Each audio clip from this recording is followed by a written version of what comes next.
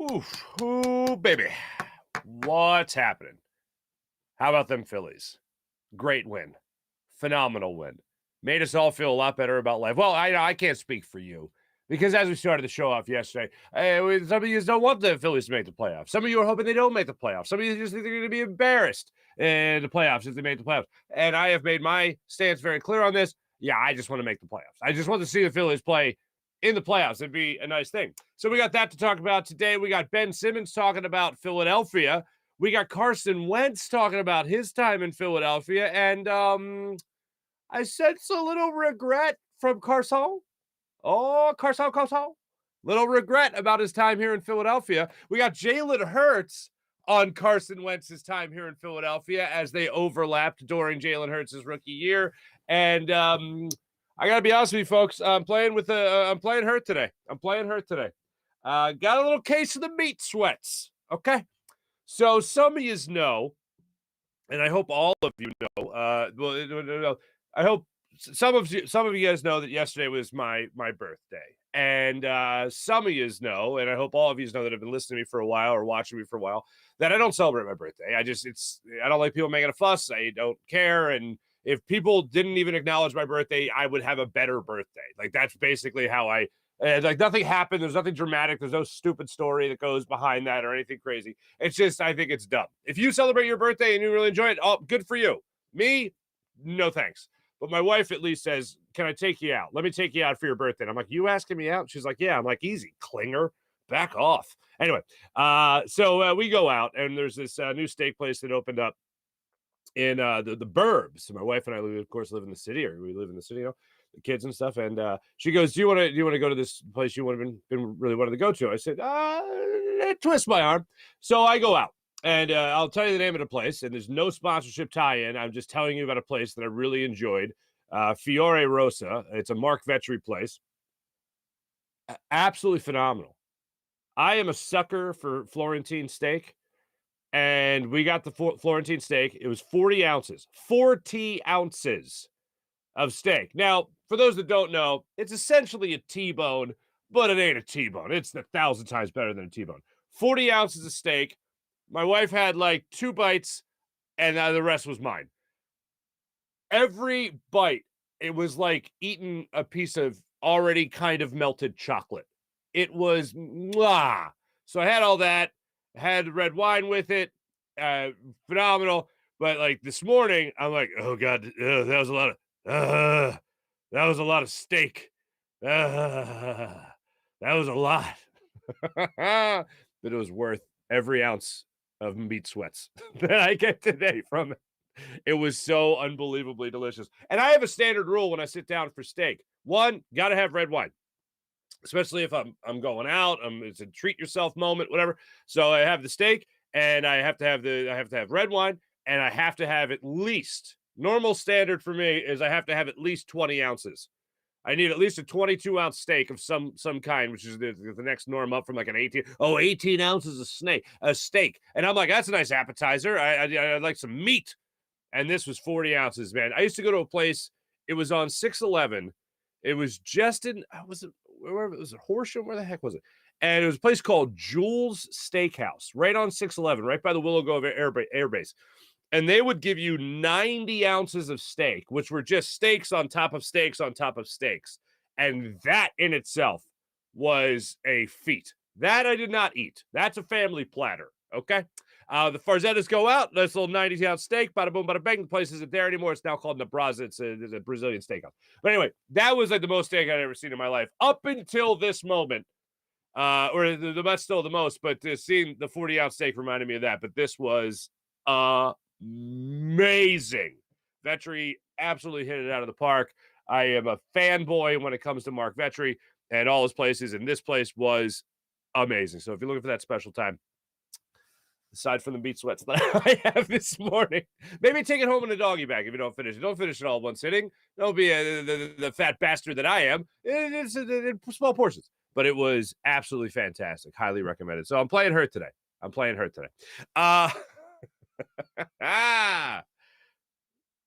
Yeah, Falconator 51. Yeah, I know it sounds like an ad read. It's not. There's no endorsement there. than money attached to the endorsement. I'm just saying it's that good. I know it's a new place, so I know some people are curious. It was amazing. But here's what's amazing about it. Now, I still think a lot in terms of when I was in my traveling days, working behind the scenes of Sunday Night Football. And if I go to a restaurant now, even if I'm in Philly, in my mind, I go to, could I eat here alone? Because I know a lot of people that still travel a lot alone. And I'm like, when people come to Philly, they ask me for recommendations, and I say, this place and the other. And I'm thinking to myself, this is a place that I was traveling. I could sit here. I could eat this steak. They have a bar. I could sit at the bar. I could eat this steak, and they have a big screen TV, and the Phillies were on the big screen TV. When you got kids and you also wake up early no matter what, you got to go to the early bird specials a lot of time. So it's like my wife and I, and then everybody else is 90, okay? And we're sitting there, and I'm like, oh, I could sit there. I could sit here at this bar, and I could eat this steak and watch the Phillies on this beautiful TV. And I'm watching the Phillies. I'm following it. My wife's like, pay attention to me. And I'm like, all right. No, I'm kidding. But I was like, this is a perfect setting. So I've got my eyes on the Phillies, got my eyes on the steak, got my eyes on the red wine, and the Phillies, I'm watching Zack Wheeler, and Zack Wheeler's popping the minute, 97 miles per hour on his first day back off the IL. And I'm thinking, well, this is going good. I guess they had him on a pretty strict pitch count, and he came in at 58 pitches last night, I want to say. And Noah Syndergaard came in and pitched the next 2 innings after Zack Wheeler was done, after 4 innings. Then you had Noah Syndergaard come in for 2. Syndergaard looked good. You got scoreless 6 innings from the law firm of Wheeler and Syndergaard. Feeling pretty good about things. Now you go on into the 7th inning. Things are looking good. Alvarado looks sharp. Then you got Sir Anthony Dominguez. I don't know what's going on with Sir Anthony Dominguez right now, but he has been struggling mightily. Puts 2 runners on. Vlad Jr. steps to the plate, belts one to left center field. Vladimir Guerrero Sr. was one of my favorite baseball players to ever watch, despite him playing for the Expos and beat the crap out of the Phillies for a number of years. But watching his son play is climbing the charts. That guy is an absolute phenom. And he belts one. And I must say, the home run jacket celebration by the Toronto Blue Jays is pretty clutch. That's a pretty nice celebration. But he belts one over the left field wall. You had an 18-11 game the night before. It was 0-0 in that 8th inning. And Vladdy Jr. puts it over the left field wall for a 3-run home run. You're all of a sudden down 3-0. At that point, you're looking at the Brewers. They already won. They won 6-0. You're throwing your hands up in the air. You're like, great, here we go. Officially collapsed. Now the other team's gaining on you. You've already dropped out a wild card spot. Now you're down 3-0. You're going to be only a game and a half up on the Brewers. Great. It's just great. I'm home by this point. I'm watching this unfold. I wasn't eating the steak for 4 hours. I'm sitting on my sofa and I'm watching this all unfold. And I go, you got to be kidding me. I was like, should I just go to bed? I'm tired. I got this belly full of Florentine steak. And I'm like, no, stick this out. Something might happen. Very next at bat, or very next inning, I should say. JT Realmuto steps up, who's been the Phillies' hottest hitter, coming off an incredible game the night before. Steps to the plate, belts one over the left field wall as well. It's 3-1. You're like, all right, let's see if something happens here. Next guy's up.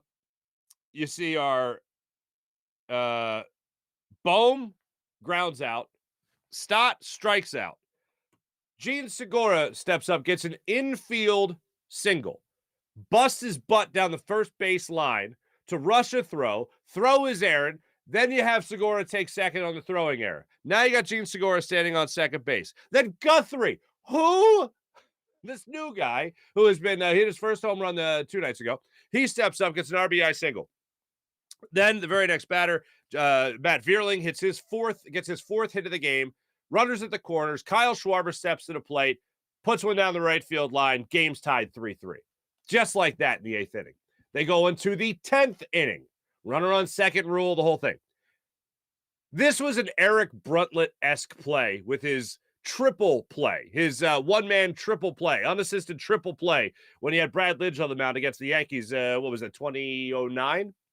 And Gene Segura makes a phenomenal play to catch a line drive hit at him at second base, dives for second base to get the double play. You're out of the jam all of a sudden, still tied at 3. Now you're going to the bottom of the 10th inning. Bottom of the 10th inning, Gene Segura, or first you have Bryson Stott gets the bunt single. Then you have, or the sacrifice bunt rather. Then you have Gene Segura step up to the plate. He gets hit by a pitch. Guthrie walks, bases loaded. Dogs and cats living together. Matt Vierling hits the game-winning RBI single. 5th hit of the ball game. According to ESPN, it was 120 years since the Phillies' 9-hole hitter had a 5-hit game. And sure enough, it was Matt Vierling of all people. What have we been talking about in huge moments this season? The unknowns, the guys at the bottom of the pay scale coming up huge. Guthrie coming up huge in this game. Matt Vierling coming up huge in this game. What? Bryson Stott gave me a little bit of a heart attack and a little bit of a yips trying to make a play to second base. Ah! But nonetheless, Phillies step up with another great win.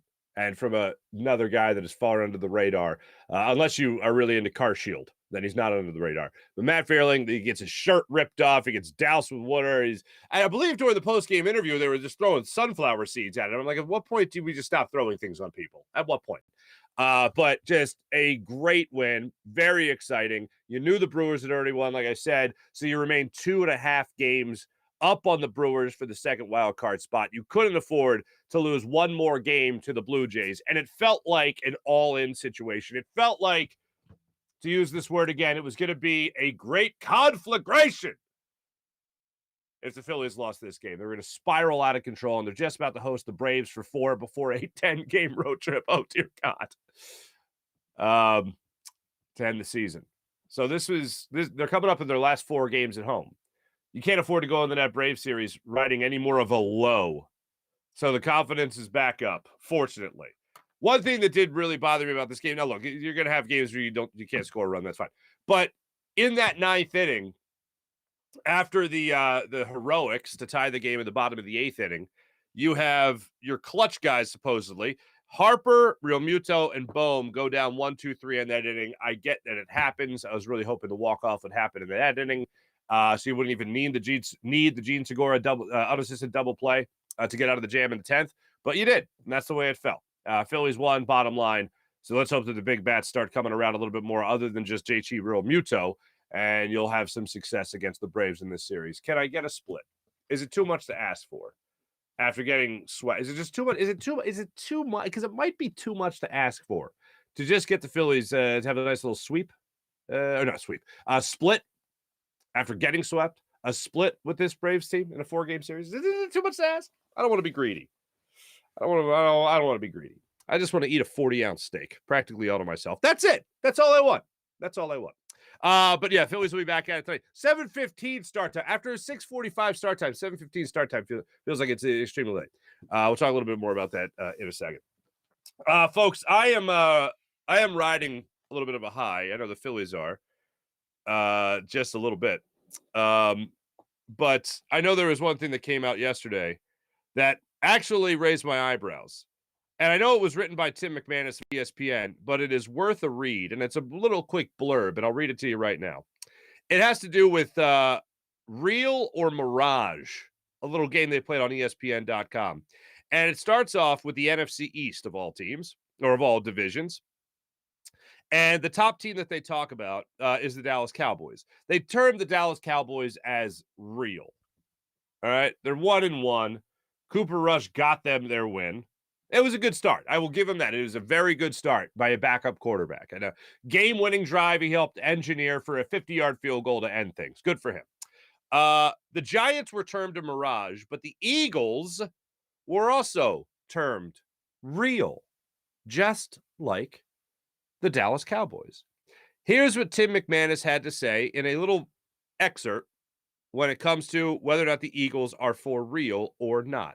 He says the early surprise is Jalen Hurts' standout play. The real verdict comes from this. The big question entering the season was whether or not Jalen Hurts could elevate his game and turn the Eagles into legitimate contenders. Through 2 games, he has been their best player. The odds makers agree. Hurts' MVP odds moved from 14-1 to 8-1. during his Monday night game, and especially the rout of the Vikings. He is now the third favorite behind Josh Allen and Patrick Mahomes. While he might not stay at the level all season, his improved passing has made him more of a complete package and difficult to defend. I agree on all points. Coming out of the Lions game, my first thing was, I don't know if we've had enough to evaluate whether or not Jalen Hurts has improved from last year to this year. He was running for his life. We didn't get to see him survey the field. And you've heard me say this 1,000 times. And now this Vikings game, you got to see him do all of that. I have seen the improvement. Now the key is consistency. And Nick Sirianni, we'll let you hear from him. He addressed the media yesterday. We'll let you hear from Jalen Hurts. We'll let you hear from Carson Wentz. Also got a little soundbite here from Ben Simmons, and it's naughty. I'll let you guys know it's naughty. We don't do curse words on this show, but it's naughty. But when it comes to the Jalen Hurts, it's all about consistency. Nick Sirianni talked about it yesterday. A lot of teams can go 5-0. A lot of teams can go 6-1. A lot of teams can have great starts to the season, and all of a sudden they start trailing off. What makes great players is consistency. That's what makes them great. What makes franchise quarterbacks is consistency. What I saw from Jalen Hurts in week 1 was still franchise quarterback level of play, because they don't win that game without Jalen Hurts playing the way that he played, without him being athletic enough to run for his life, being athletic enough to prolong plays. They don't win that game without him. They don't win that game without the way that they played, without the way he played on Monday night either. You might be looking at a 10-7 game because the defense was playing so damn well. But when it comes to Jalen Hurts, you get a guy that is coming in here and giving you a chance to win every night. That's the level of play that you have seen him come in and play at to start this season. But it's only 2 games. We know what kind of quarterback he can be. We know the athleticism. To see the throwing ability that we saw against the Vikings, I need to continue to see that. And ultimately, so do the Eagles if they're going to make the decision on making this guy a $30 to $40 million quarterback. That's the decision they're going to have to make. And I think they're going to have to make that decision before the year's out. I'm not saying the contract will be signed and all the T's will be crossed and lowercase J's and all that, but I think the little lowercase J's will be dotted. But when it comes to this contract, they're going to have to make that decision as this year continues and this year progresses. And the only way they're going to make that decision in favor of Jalen Hurts is if he can show that consistency. He shows that he can do it. He has shown that he can do it. That's what he showed just this past Monday night. Now keep it consistent. And who is he going up against? This week, he's going up against Carson Wentz. And I know sometimes people, they might make it too big a deal after 2 quarterbacks that are never going to be on the field at the same time. Oh, they're going up against each other. Yeah, they're leading their teams. They're both leading their teams as quarterbacks in the NFL. That's what they're doing. But when one was the backup to the other, and then the backup became the starter, and the starter became the backup, yeah, there's a little bit more drama on that. There's a little bit more stank on that.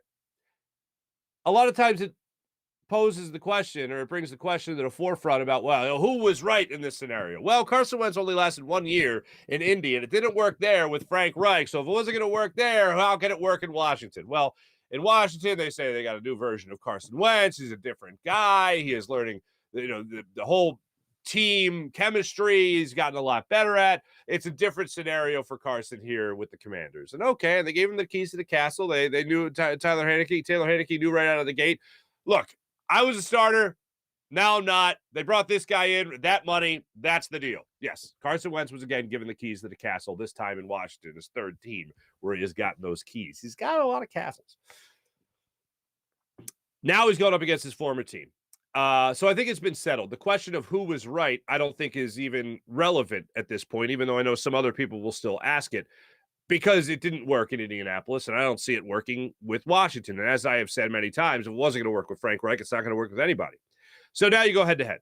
And I think it's water under the bridge as far as I'm concerned with Carson Wentz here. I am over it in Philadelphia, but I know anytime you play quarterback here, it's a thing that will rattle around in people's brains. And especially when you had the rise and fall so quickly of Carson Wentz in Philadelphia, it will still leave people with at least the question, how the hell did that happen?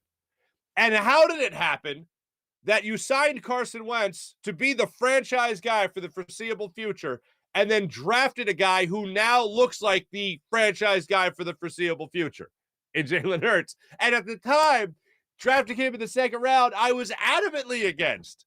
Adamantly against. It's a dumb philosophy. Anytime you go, all right, this is our guy, but then we're going to take this guy in the second round. It's just, how? What? But I digress. So Carson Wentz had his press conference yesterday with the Washington Commanders about his time in Philadelphia. And this is what Carson Wentz, this is what I thought was interesting. He said his time here in Philadelphia was a whirlwind. I think we could all agree with that. There's no lies detected there. But this is what I thought was the most interesting. He was asked about the way he handled things in Philadelphia. And kind of whether or not he's still the same guy, mature. How has he matured since his time in Philadelphia? And this is what I thought was really interesting. Because I remember after Carson Wentz got injured and the team was on their way to the Super Bowl, I remember being in the locker room that season. MVP type year, the whole thing. And I remember some reports that came out after the following season, after the Super Bowl, where he wasn't the best teammate, Joe Santoliquido's story, which, by the way, check mark, all of it turned out to be true. And reported on by other reporters, by the way, as well. And I remember standing there, and it was just like, I guess I got to be a better teammate. Maybe as being injured, I pushed too hard, and I was distracted. It was like all this other stuff where it was kind of remorseful, but it wasn't quite this honest. But this is Carson Wentz talking about reflecting on now, 2 years removed from his time in Philadelphia and the way things ended. Perspective changes when you grow up, you get married, you have a kid. I think your perspective on life changes, on on your job, on work, on everything, and just I think there's always things I look back on that, man, I could have been better here. I could have been better as a person, as a teammate. Lots of things that you do take for granted. And so I think I definitely thank God for the experiences I've had, even though sometimes they're dark or sometimes they're not how I envision them to be. But I think it's allowed me to grow as a person, and I'm thankful for that. It is crazy, man. We've talked a lot about Joel Embiid and how becoming a father has changed his perspective on a lot of things, and it's made him a better basketball player because he now wants to be as great as he possibly can. So Arthur, his son, can see how great his father was. That's how great is that, and it does change your perspective on life. And you guys know I got 2 young kids now, and it's wild when you think about the person you were before you had kids, and it does change a lot of perspective, and it's really wild to think about it like that. But for Carson to bring that up is a very human moment for Carson Wentz. And I think Carson Wentz in Philadelphia has become kind of this villain. And he talks about that perspective. And when he said the word perspective, I'm like, this guy has some remorse. He has some regret about the way things went down. Here has been my take, and my take on it has been, I think, not validated, because I'm certainly not looking for validation, but it has taken an extra step in the right direction, I think, because of what he had just said. Carson Wentz looks back on his time in Philadelphia, yes, with remorse. I don't think Carson Wentz is some terrible human being that wants to push people away and alienate people and dominate. I will say I think he's an alpha male, but I think once you go through some life changes, whether that be rejection at a job, whatever that might be, and then things don't work out in another area, I think when you go through what he has gone through, you come out on the other side and go, you know what? I wasn't meaning to be, I didn't have the intent to be a jerk, or I didn't have the intent to be short-tempered, or I didn't want to come off as a bad teammate, but I can see why, looking back now, that might have been perceived in that way. So I never thought that Carson had any ill intent. And when I had my conversation recently with Avonte Maddox on SkyDrive, when he was kind enough to drive around with us and sit down and have lunch, he said something, and if you see my reaction, I'm like, I'm sorry, what? And he goes, I kind of miss Carson. And I was like, go on. And he goes, Carson was great. He's like, I was friends with Carson. He went hunting with Carson. They went out for geese. They went out for geese. Avonte said he didn't get anything, but Carson sure did. And he goes, yeah, I missed him. He was always hanging out with Dallas Goedert. He goes, my locker was right across from Carson's, and we would always chat it up. He goes, I kind of miss Carson. He goes, I hope I get his jersey after the game. And he goes, I'll probably give it to Dallas, whatever. But these were 2 young guys that came in after the Super Bowl year, and Dallas Goedert and Avonte Maddox, obviously 2 good friends. And it was an opportunity to hear somebody talk about Carson Wentz the person in a much different light than what we had heard about Carson Wentz previously. And I'm like, you know what? This is a guy that just, I think, was a young guy. A lot was thrown at him early, and he was going to be the franchise quarterback here in Philadelphia and didn't know how to handle. How about this? Losing out on an MVP your second year in the league, and then losing out on the opportunity to play in a Super Bowl, losing out on the opportunity to win a Super Bowl with a franchise. And instead, the backup does it. That sucks. That's not fun. Yes, you won a Super Bowl. You have a Super Bowl ring. Congratulations. But if you're an alpha male and ultra competitor and you miss out on that opportunity, hey man, I was there. I was right by the stage. Kevin Hart was fighting his way over here to try to get on stage. There was Carson Wentz and Nick Foles. Nick Foles hands the trophy to Carson. And I remember Nick Foles like putting his hand on Carson Wentz's shoulder, just being like, one day, Yen, you'll do this. And I think Carson was very happy in the moment, but probably thinking, damn it should have been me. And I can't fault him for that. Any competitor. I don't have a lot of animosity to Carson Wentz. I've talked about guys that have recently left town on not the best terms, like Gabe Kapler. I have zero animosity to Gabe Kapler. No ill will there. But when it comes to Carson, as much as I don't think he had ill intent, as much as I don't think he was some terrible human being, a little of that perspective earlier on in his career, I still think would have done the Eagles some good.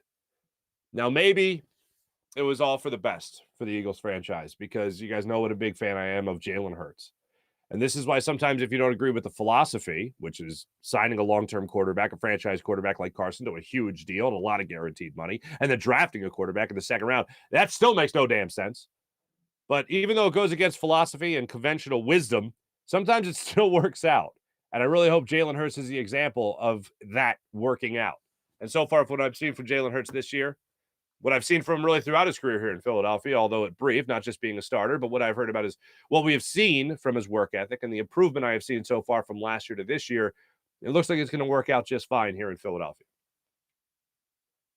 As for the Commanders, not so much, just because I think they're a damned franchise, just in general. As long as Dan Snyder owns that team, forget about it. So that's my take on Carson coming back and playing Philadelphia. Not coming back yet, because they're playing in Landover. But that's my take on seeing Carson suit up against the Eagles this weekend, Sunday at 1 o'clock. As far as our quarterback goes right now in Philadelphia, Nick Sirianni and Jalen Hurts both addressed the media yesterday. And Nick Sirianni kept a lot of things close to the vest when it came to whether or not he was talking to Frank Reich about Carson Wentz and his tendencies and all that. I believe he did, because as he even said yesterday, Nick Sirianni, he leaves no stone unturned. He even watched Hard Knocks. I learned that he even watched press conference of Kevin O'Connell talking about his team. He watched the press conference of the Minnesota Vikings head coach, because he might give something up. Now that's where the gamesmanship and coaches being vague comes in. Thought that was interesting. So if he's watching press conferences, if he is watching Hard Knocks, both on his opponents, I'm going to go ahead and assume he's going to call one of his closest friends and greatest mentors, Frank Reich, about a quarterback that Frank Reich coached. Also, he's got a lot of assets in the building that could tell him a thing or two about Carson Wentz. Go figure. So yes, I do believe he talked to Frank Reich. This shouldn't be a huge surprise, but I do pick the Eagles to win this weekend. But I think that they don't have a short amount of resources when it comes to getting a scouting report on Carson. That could come to players, that could come to teammates, obviously, the front office, everybody. There's somebody, the guy at the cafeteria, everybody. What's the Carson going to have on game day? Whatever it might be. He's got enough resources to tell him about Carson Wentz. But what we're still trying to evaluate here, and we're going to be evaluating all season long, is Jalen Hurts. And the buzzword this week has been ceiling. Did Jalen Hurts reach his ceiling in this game against the Minnesota Vikings? Is this as good as he can be? I still say the first half of football is some of the best football, if not the best football I have seen from Jalen Hurts. I think it's pretty safe to say that it is the best football we have seen from Jalen Hurts. I compared it to the Denver Broncos game last year. We had a great first half, and then the second half, the Eagles kind of took their foot off the gas. This time around, I didn't get the sense that the Eagles took their foot off the gas. I just got the sense that they just weren't successful in the second half of this game. But the way he played in the first half of this game in particular, not saying he was terrible in the second half, but in the first half in particular, it's the best brand of football I have seen from Jalen Hurts. So is that his ceiling? Nick Sirianni was asked about that yesterday at his press conference, and here's what he had to say about Jalen Hurts' ceiling. I don't think I know what his ceiling is yet. I just continue to see him get better, and so, I knew he had that in him. And again, I'm not surprised by anything that Jalen does out on the football field, is because I see him. I've seen him doing this all off season, all training camp, practices. The meeting room, right? I see his growth over, just consistently, all the time. We're not, maybe to the outside world, it's like, whoa, right? And I don't think that surprises us, any of us in this building, because we live with him every day, and we see him every day, and we see the growth every day, not only on the football field, but on the practice field and in the meeting room.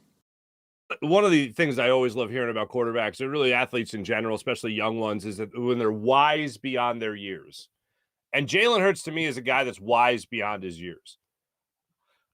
He's a mature guy. The thing that blew me away was last year when there was talking to Deshaun Watson and Aaron Rodgers and Russell Wilson and possible trades out there, and the Eagles maybe having 3 first-round picks and getting 3 first-round picks and trading for one of those big names or bringing in a guy like Deshaun Watson, whatever. Jalen Hurts just was like, everyone can chill. I'm above it all.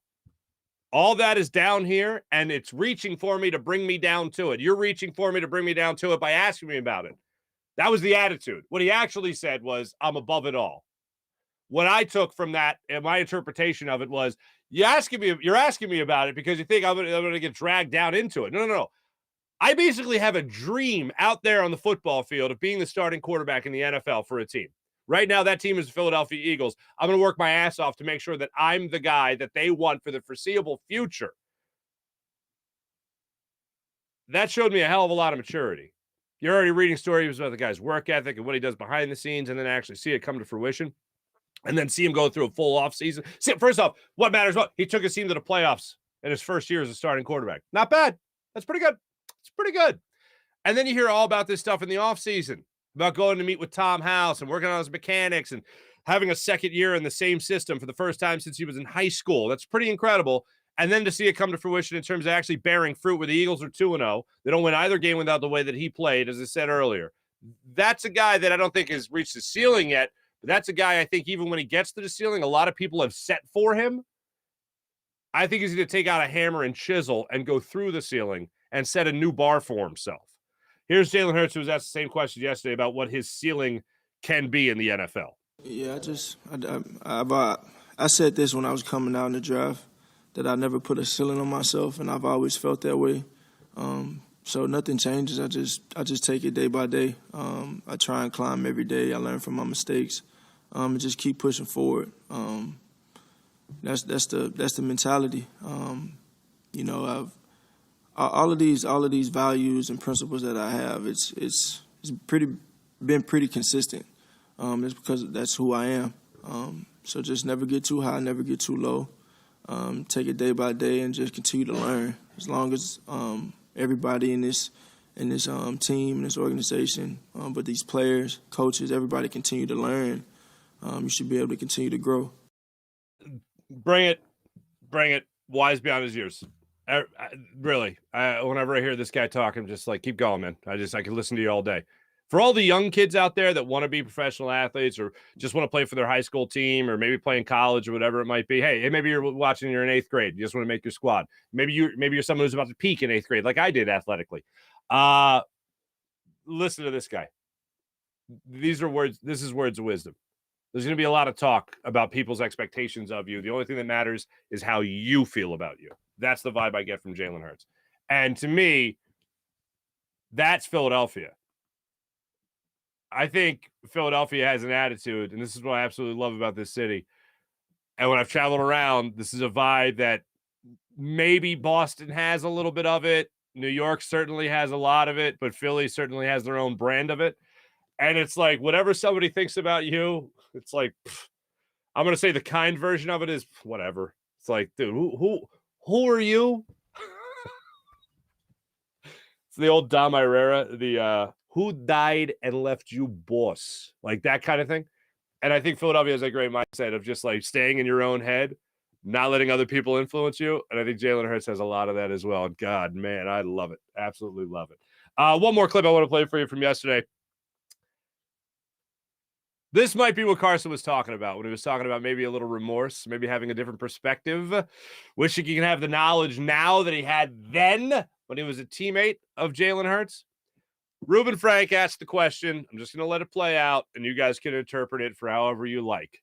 But for me, when I heard this, I went, we all know the answer. Class move by Jalen Hurts, but I think we understand. Here's Jalen Hurts yesterday when he was asked by Reuben Frank about his old teammate Carson Wentz and what their year was like together. Obviously, Carson was disappointed the way that year played out. How was it in the room with you guys after that? Was he still helpful on the sideline during games? I'm just going to say, I think we're focused on the now. I'm focused on the now. I'm focused on the now. He was not a good teammate to Jalen Hurts. Really, do you got to be Sherlock Holmes to figure this one out there, Watson? Do you really got to figure this one out? Like, do you really have to dig deep? What was he like as a teammate? You know what? We're going to focus on the now. We're going to focus on, and you know what? Good for Jalen for, I think, doing the classy thing and not talking about it. Just he hit the escape button. He hit the ejector seat, and got out of that. You know what? Let's talk about now. Because I think if he was being honest, he would have been like, yeah, not helpful. He was not a good teammate to me. Did not like me being here. I 100%. What more evidence do you need than that? But he also didn't go the other route, because if Carson was some great teammate, if Carson was some under my wing type guy, Jalen would jump at the opportunity and go, oh, what a great teammate, showing me how he breaks down this, how he breaks down that, and no, he didn't do that. You know what he did? Well, no comment. That's what he did. No comment. Good for him. That's the way to handle that one. That might be the best escape we have seen from Jalen Hurts, and already too early in the season, but he's through 2 weeks. He's had a lot of them. That right there might be the best escape he's had. Try to get me to say Carson was a complete jerk. Not going to do it. Sidestep. Anyway, I'm feeling better. I think I've worn off the meat sweats. I feel like I could go back and now eat another 40-ounce Florentine steak. Delicious. You know what it was into? And this might blow your mind, but just give it a shot. Even regular old steak, right? The good old American steak, right? A little bit of olive oil. I'm not saying drown it. I'm not saying drown in olive oil. I'm not saying that. But first time I had a Florentine steak in that little town across the pond there, the old Florence, they put olive oil on the table. And I was like, you crazy Italians, put olive oil on anything. And then try a little bit. All right, a little bit. And holy pots and pans. Amazing. So it comes out in the dish. The 40 ounces of the Florentine steak comes out in the dish. And I'm looking, and I'm like, I didn't put the olive oil on the table. What's going on here? And I look, and it's in a little bed, ever so light, little drizzle of extra virgin olive oil on the bottom. It was sitting on top of it. I'm like, ooh, pots and pans. Oh, pots and pans. Take one bite, and I'm telling you right now, I'll say it again. I know I said it before. I'll say it again. Like a chunk of chocolate, like a little chocolate bar. It was like, just melted in my mouth. Okay, back to earth. Okay. April, I see you. Sir, 2 40-ounce steak in a week? I'm not gonna say the second part of that, but you're not wrong, April. You're not wrong. Hey, let me tell you about Steven Singer. Now, this is actually an advertisement. Before, that wasn't. And don't worry, we still got Ben Simmons coming up. I haven't forgotten about it. We're going to play that for you a little bit later in the program. But this is Steven Singer of Steven Singer Jewelers, the other corner of 8th and Walnut, right there on Jewelers Row in Philadelphia. Steven, you know what he's got? He doesn't have steak, but he does have some beautiful, dazzling diamonds. That's right. And he also has the perfect price. So when you walk into Steven Singer Jewelers, you don't have to worry about the haggling, the negotiating, or whether or not somebody's getting a better deal next to you. They're getting the perfect price just like you. So when you walk in, you see the beautiful, dazzling diamond inventory. A real jewelry expert walks you through everything. You sit down, you get treated like family at Steven Singer Jewelers. One place, one price, the perfect price each and every day. Online at IHateStevenSinger.com. How about Manscaped, ladies and gentlemen? Because, fellas, you want to look good everywhere, right? Especially the undercarriage. Yeah, I said it. Manscaped. Let's have a little chat with you. Go to manscaped.com. Get 20% off with promo code Farzy. And take advantage of their greatest, their biggest, ultimate hygiene bundle yet. The Platinum Package 4.0. That includes the Lawnmower 4.0 trimmer, Weed Whacker ear and nose hair trimmer, and they come with skin-safe technology that helps reduce the risk of nicks so you can manscape with confidence and comfort. Plus, the ultra-premium body wash, 2-in-1 shampoo, conditioner, deodorant, crop preserver, anti-chafing ball deodorant, crop reviver ball spray toner. What? Yes!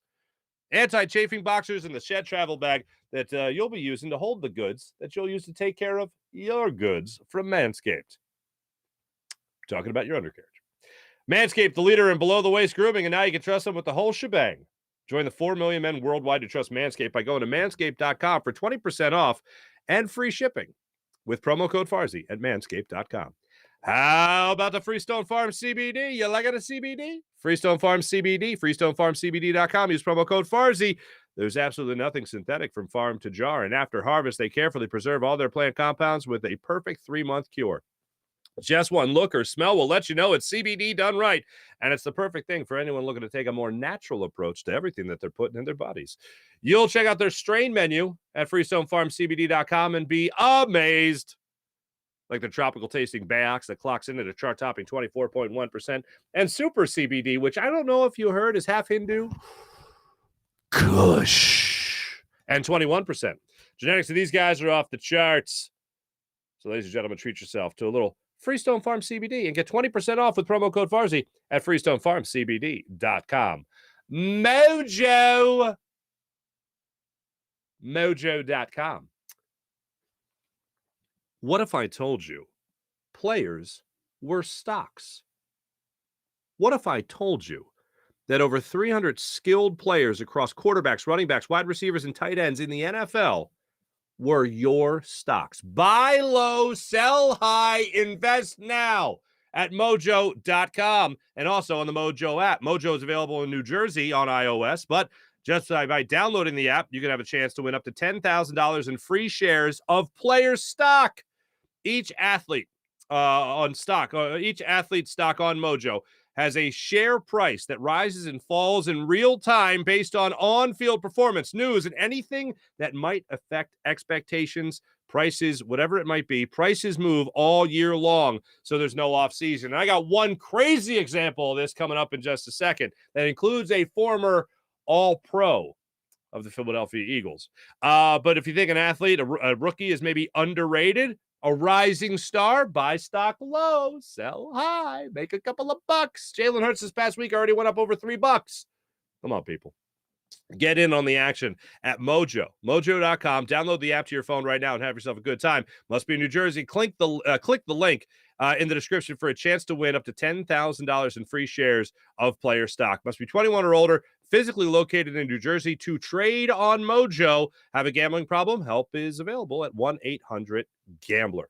How about PHL Sports Nation, Philadelphia Sports Nation, enhancing your Philadelphia sports fan experience across all social media and blogs. That's phlsportsnation.com.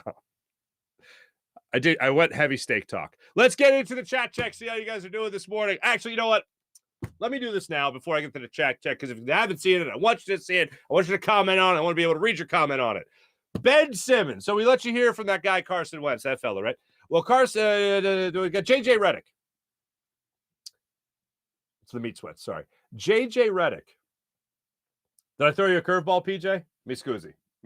That's on me. 100% on me. I take full responsibility. I didn't put the slides in the right position to be shown to the viewing public. For the people on the podcast, when I said we're going to go to the chat check, PJ threw the chat check logo up there, and we weren't there yet. And we were because I said it, but then we weren't because I'm an idiot, and I got the meat sweats. Anyway, the olive oil seeping into my brain. Well, if that was true, it would have happened already. But Ben Simmons goes on the Old Man in the Three podcast with JJ Redick. And what I found interesting was I really think JJ Redick loved his time in Philadelphia. Because JJ Redick, I think, is 100% a baller. Like, I think he lives, sleeps, eats, dreams basketball. And he's been doing that his whole life. So I think he is just an absolute athlete through and through. Best way to describe it is JJ Redick, I feel, is the opposite of Ben Simmons. I feel like JJ Redick loves basketball and wants to win. I think he made the playoffs every single year he was in the NBA, except for his last year in the NBA. But I think he just loves ball. He doesn't love what ball brings him. I mean, I think he appreciates it, but basketball is number one on his list. And Ben Simmons, I think basketball is maybe top 5. Definitely top 10. I'll give him that. Definitely top 10. But I think like Call of Duty, cars, ladies, lifestyle, basketball. So it's in the top 5. In the top 5. Fame, maybe at 5, 6. I'll go maybe basketball. But definitely the top 10. I'll definitely give him top 10, maybe top 5. Most likely top 5. I'll be generous. JJ Redick, I think it's basketball number 1. So that's the difference between the two players. So that's the vibe I get from JJ Redick. So when he's posing the question to Ben Simmons about his time in Philadelphia, JJ Redick's like, yeah, Philly can be tough and Philly's not for everybody, but what was your experience? Now, if you got the kids in the room, I'm just going to let you know there's 1 or 2 little bleeps here that I didn't bleep, but I wanted you guys to get the full effect. Here it is. Ben Simmons, when he was asked by JJ Redick about his time here in Philadelphia. People in Philly just want to have something to say about fucking anything, man. Like everything, like literally everything. You know, I post a picture of a fucking car or a dog. I got reporters saying you should be in the fucking gym. Like, come on, man. But yeah, for sure. Philly is obviously a sports city. And my experience playing there was incredible. Like for the most part, it was incredible. I had a great time. Like the fans are unbelievable. I still have an apartment there. So I do own some real estate in Philadelphia still. So I feel like I'm part of Philly still, but yeah, it's just unique. Like even being in Brooklyn now, it's completely different. Like this is a different experience for me. And, you know, I value just that time I did spend in Philly because, you know, I was able to learn and grow, in that city. And I got friends for life there. I got my brother lives there. Like I got family there. So yeah, Philly's great. I think people have like a thought that I think that I hate it.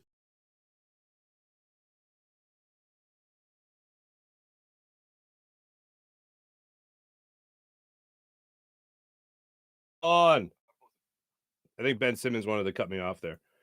Let me try to get rid of this. I think he just broke my computer. So that's what happens when the F word happens on the Farzy show. It just derails the computer. I don't think he really enjoyed his time here in Philadelphia. I think he's trying to say the right things now, but I think the second half of his answer was much better than his first half of his answer. And if a reporter asked him about why are you standing next to a car in your social media when you should be in the gym, I would consider that highly unprofessional. I understand that some fans did it. I don't fault players for having a life. Some people were ripping Bryce Harper for being at the Monday Night Football game of the Eagles and then being bad, you know, in the 18-11 loss. You're going to have a life. Like, $330 million, you should be home just thinking about baseball.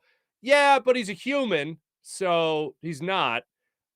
So I don't have a problem with a player having a life. I don't have a problem with Ben Simmons owning cars. I don't have a problem with Ben Simmons dating some of those beautiful women on the planet. I don't have a problem with any of that. My problem is the commitment to the game wasn't there.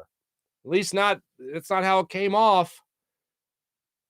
And if you're a professional athlete and you're working that hard, supposedly, on an outside shot, a mid-range game, free throws, whatever it might be, then it's going to bear fruit on the court or whatever surface of play. That's what I love about Jalen Hurts. You can see progression. You can see him improve. You know through the progression that he did work his ass off in the offseason. With Ben Simmons, it was workout videos. There was some teases involved where he was shooting threes. You're thinking, he's going to bring it into his game. And it took me maybe 2 off seasons to go, this is all BS. I'm not going to believe it until I see it. And you know what? I absolutely agree with. and I've referenced this before, but my friend Trey Thomas said it first, and I 100% agree with him. Philly ain't for everybody. Because Philly tells you, as I've always said, Philly tells you when you got bad breath. Philly tells you, yes, your butt looks big in those pants. Philly tells you you got something between your teeth. Philly passes the best friend test every single time. And when people say Philly isn't for everybody, you have to acknowledge this. And this is when people tell me we didn't support Ben Simmons, and this is what I throw into their face. How many cities give a damn about an exhibition game against the Guangzhou Long Lions? Nobody but Philadelphia. And Ben Simmons goes out in that game, if you remember, at the Wells Fargo Center and knocks down a 3. Joel Embiid's like, take the shot. Ben Simmons shoots a deep 3, nails it, and in an exhibition game against the Guangzhou Long Lions, Philly was supporting Ben Simmons knocking down a 3. Who the hell else gives a damn about a 3-pointer being hit by a guard in an exhibition game, one more time, against the Guangzhou Long? So don't tell me we didn't support Ben Simmons. I think Ben Simmons knows that, but I also think Ben Simmons knows that passing the Thibault, not shooting a regular mid-size range shot, and not hitting free throws is still an unforgivable offense here in Philadelphia. And then just up and not wanting to play here anymore is an unforgivable offense. And no matter what happens here in Philadelphia, it's not just a city that just wants to have an opinion on anything. It's an opinion. It's a city that we don't just reach for the opinion. We have the opinion. Like, it's in our back pocket. It's not up in the sky somewhere that we got to jump up and try to get it. No. We have it. We're born with opinions. And I think Ben at least gets that part of it, but I think he also understands the fact that whenever he does come back in Philadelphia, he's going to get booed. He got to get booed bad. I believe I termed it thunderous and venomous. That's what's going to happen when Ben Simmons steps onto the court and plays as a member of the Brooklyn Nets here in Philadelphia.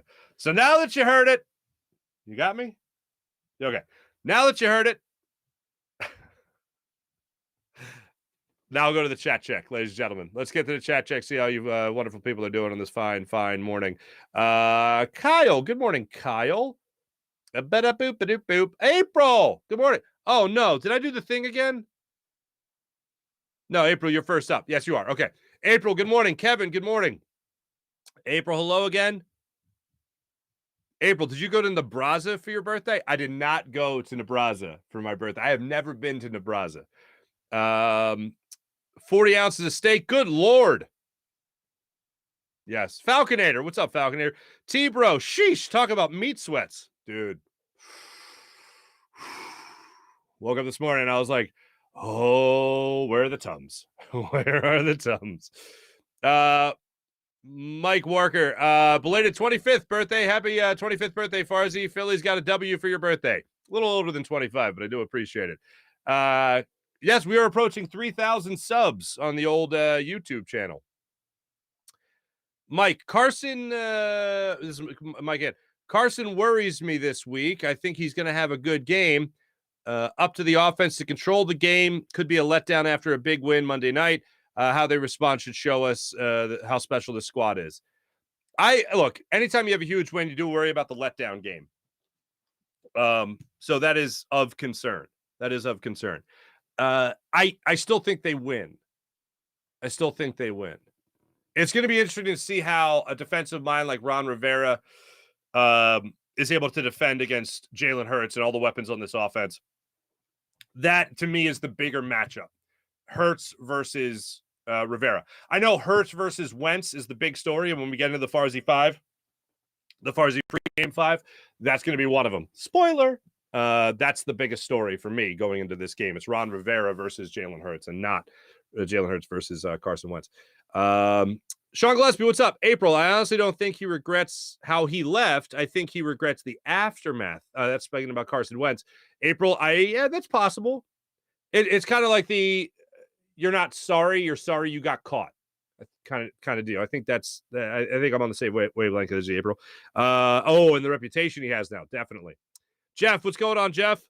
Eagles look great, but their schedule looks ridiculously easy other than Green Bay. who may be a top team. Not one other team is even in the top NFL team. Maybe it's just fool's gold. It's maybe, but as long as the end of the thing is my team wins, I'm happy. But I understand the bigger test. What happens in the playoffs? You're absolutely right.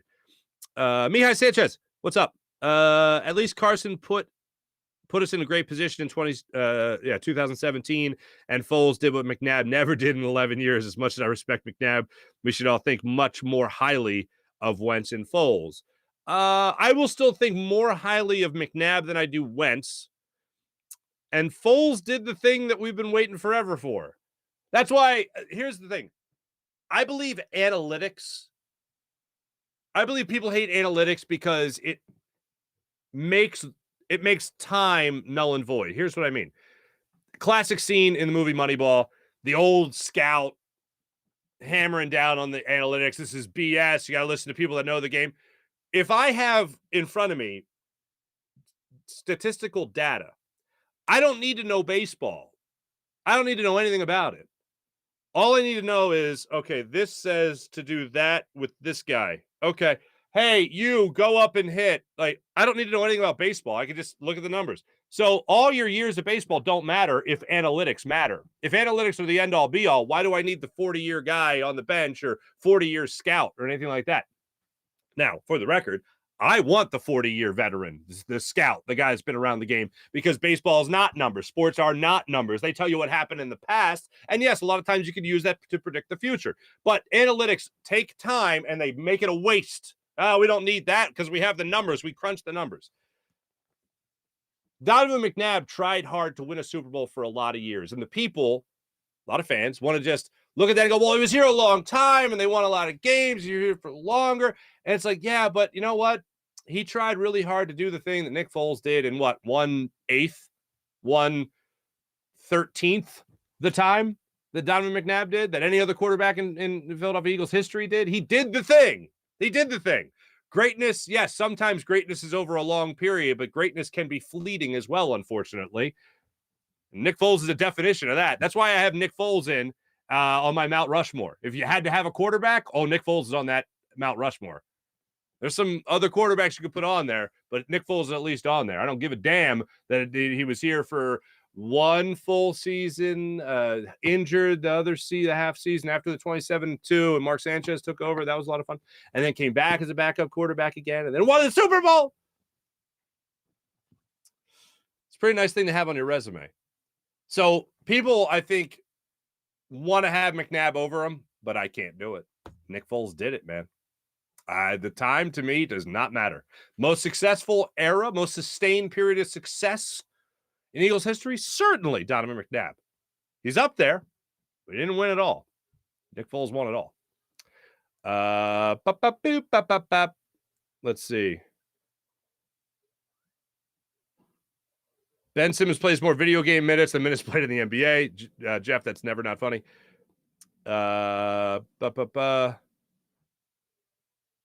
Let's see. Mihai, Ben Simmons is simply not a pro basketball player for the right reasons. Thank him for saying goodbye to Philly. He hasn't had the issue in Brooklyn because he hasn't played. True. Hello, Baby Bluey. What's up, Baby Bluey? James Whalen, what's on? Good morning. Good morning, beautiful Mark. Good morning, beautiful Mark. Thank you. I prefer ruggedly handsome, but okay. I'll take it. Could only take 5 minutes of Ben's interview. This is Mike again. JJ and his bud kissing Ben's butt, telling him how great he was. The guy was not professional. I look forward to him failing for the Nets. He's not a winner. I agree with that. Baby Bluey, you are on the live chat. We're a little past 7 a.m., so yeah. Baby Bluey, I am reading what you are saying. Fear not, you are not blocked. Sean Gillespie, I see you, Baby Bluey. Jock Talk, Moneyball. What's funny, they don't mention how they had 3 great starting pitchers. It is funny.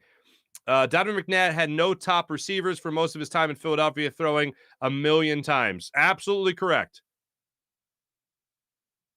Just wait. Are you still?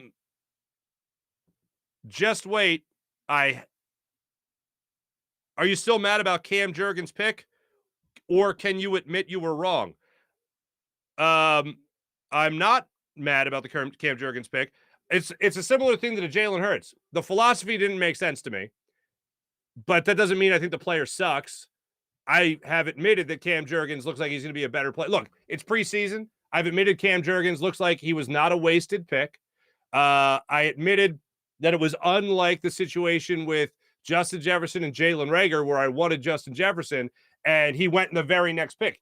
Nakobe Dean, for whatever reason, fell down to number 3 in the 3rd round, and the Eagles took a guy they felt was the best center in the league. Looks like he is absolutely going to be the perfect baton passer from Jason Kelce to him, so that's great. I have admitted it. Love what I've seen from Cam Jurgens to this point, and he has given me a lot of hope for the future in the limited time we have seen him play. I'd like to see Nakobe Dean get a little more opportunity, but these linebackers are playing pretty well as well. I want to have Cam Jurgens on the show, and I want to buy some of his beef jerky because it does look fantastic. But yes, I can admit when I'm wrong. The NFL, Jack Tar, the NFL schedule: Eagles week 1, Deuce week 2, Reagor week 3, Wentz week 4, Doug Peterson week 5, Zach Ertz, or week 6, Zach Ertz. Yeah, no, 5 is Ertz, 6 is the Cowboys. The NFL schedule makers know what they're doing. Russell Wilson's first game in the Broncos uniform was in Seattle. Yeah, I think they know what they're cooking up.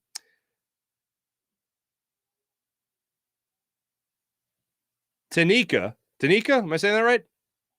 Tanika Williams. But he became a father while he was here. So what's the excuse after a little girl was born? And then he went and took the same attitude to Indianapolis. I'm not saying that he's not remorseful. That's a good point. I mean, he did. Was it this last year here? They found out they were having the baby. They had the baby.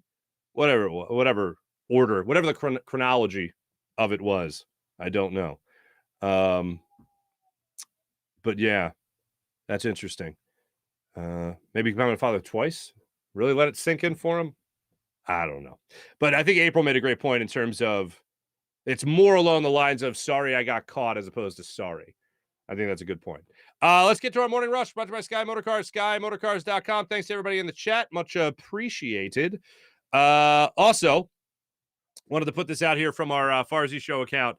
By the way, so everyone thinks I don't know if everyone thinks, but I know a lot of people think that I run the Farzy Show Twitter account. And when I saw that the Farzy Show Twitter account wished me a happy birthday, I went, oh boy. Some people are going to think I wish myself a happy birthday when I, in fact, don't celebrate my birthday. So that was just funny to me. But I do appreciate the people that commented on that. The happy birthday. Thank you for that. It's unnecessary, but thank you. Much appreciated. But from the Farzy Show account, JT Realmuto now up to 21 home runs, 18 stolen bases after tonight's game. Phillies have 14 more games to go. 5 for 5, of course, the night before. To update some stats on him from last night's ball game, and my notes don't want to come up for whatever stupid reason. But the Phillies still 2.5 games, or now 2.5 games, remain 2.5 games up on the Milwaukee Brewers. Phillies now have Ranger Suarez on the hill tonight. Max Fried is supposed to get the start tonight against the Phillies, of course, 13-6 with a 2.52 ERA. I actually thought Max Fried was not starting tonight, but I know Ranger Suarez will be on the bump for the Phils tonight. He is 9-5 on the season with a 3.53 ERA. Ranger Suarez over his last start against Atlanta, still a loss, unfortunately. Ended up being the 7-2 loss last week, but he only allowed 1 run over 6 innings of work and 2 hits in total. So hopefully I have a little bit more magic left to do that. Here's a name in Philly that you might not have heard in a while, Ime Udoka. There's a story right now about how he has a suspension over his head due to a relationship that he had with a staff member with the Boston Celtics. Boston Celtics, of course, went to the NBA Finals last year, but Ime Udoka is in a little bit of hot water right now because of this relationship that he had that apparently is against contract obligations that he has with the Boston Celtics organization. The relationship, it has been reported by Adrian Wojnarowski, was consensual. Something here does not pass the smell test for me. Are you really going to raise that big a stink over what appears to be from the surface without a lot of the information coming out yet, are you really going to raise that much of a stink over a relationship between what appears to be two consenting adults? There's talk right now about the head coach of an NBA Finals team possibly being suspended for a season over this relationship. If it's two consenting adults, I don't understand why Boston would raise this big a stink, which makes me think there's more to it. There's still a lot more information that needs to come out about this. There's decisions to be made in the front office of the Boston Celtics, but something tells me there's a lot more information that's going to come out. If it's two consenting adults, then where I understand you don't date coworkers supposedly, but yet everyone I know is married to someone they used to work with. So it's weird. It's odd for sure. So I'm waiting for more information on this story. But as of right now, it seems odd to me that a year's suspension would be on the table for dating someone you work with. So I wait for more information on that. And I really like Ime Udoka. He should have been the head coach the year before they got rid of Brett Brown, as hindsight would say. So I'm waiting for more information on this. Plus, it's a rival. It's who you're starting out the season against. It's who you're opening up the NBA season with. Coming up in which seems like just a couple of weeks, as a matter of fact. It's pretty bonkers. It's pretty bonkers. Thanks for watching. Thanks for listening. This is the Farzy Show, presented by my friend Steven Singer at Steven Singer Jewelers. Jim Hyde improves the program, did a wonderful job as per usual. This is a Buzz Sports Entertainment production. Thanks to everybody in the chat. You guys were great. We'll be back with you guys tomorrow with a little football preview. Eagles Commanders for the first time ever on the show. Talk about that. Thanks a lot, everybody. Talk to you guys tomorrow. See ya.